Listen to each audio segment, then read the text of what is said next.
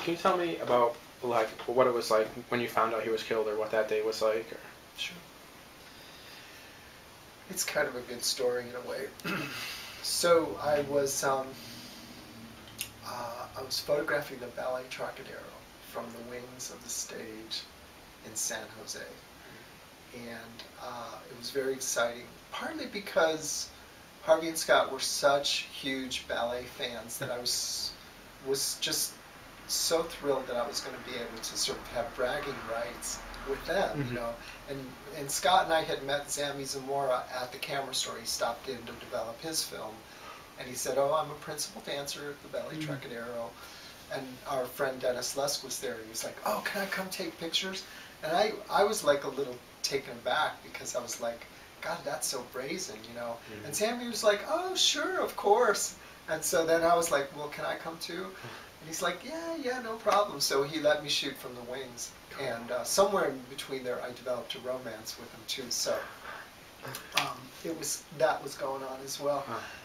So I go to San Jose and I'm hanging out with Sammy, and I did these amazing pictures.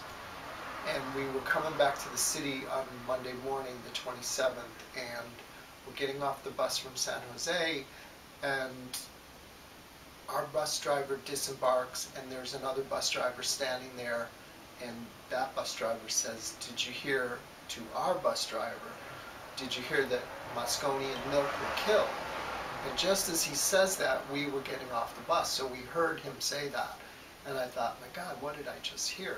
And then he says, that Harvey Milk, he's no loss. Wow. And I'm like, my God, what did I just hear?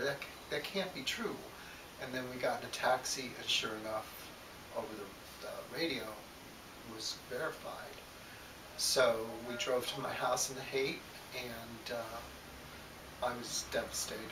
You know, and Sammy was there to comfort me, and then like within an hour, 2 other boyfriends were there to comfort me. So I was like surrounded by 3 very close friends, and finally calmed down.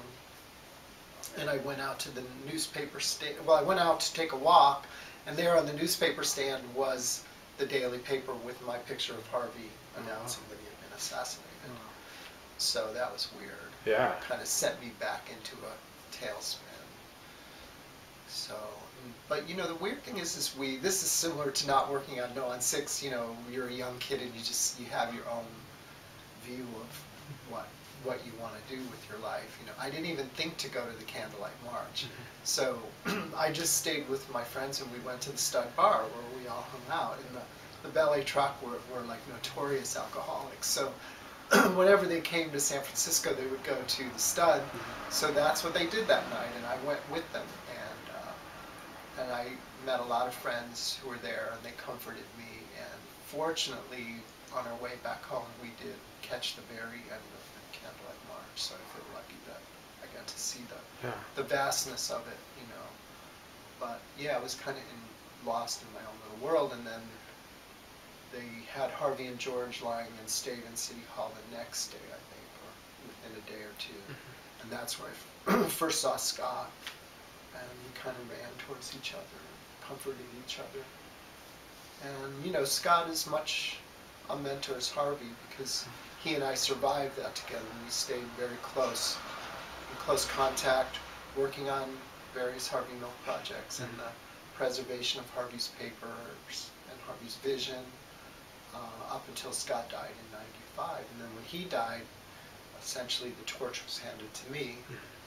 There are still many of us involved, but that was kind of a natural lineage for me to end up, you know, kind of as one of the significant point people, you know, for better or for worse.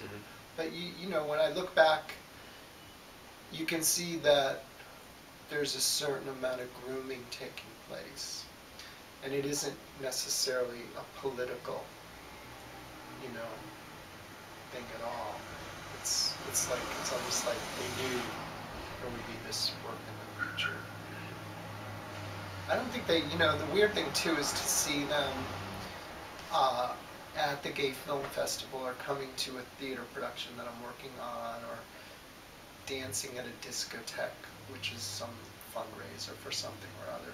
when you reflect upon both men in those moments, you really get a sense that they also did not have a sense of the gravity of what was going to occur over time. That to them, there was something, but it wasn't quite as vast as it ended up being. And Harvey certainly was pressing it, though, about the possibility of being killed. I wish they were both still around. Would be great.